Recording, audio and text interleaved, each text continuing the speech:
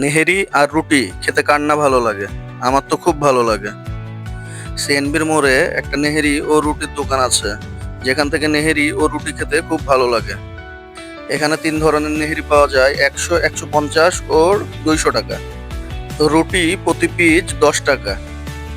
আমি ১৫০ টাকার নেহেরি দিতে বললাম, আমি বরাবর ১৫০ টাকার নেহেরিই নিই।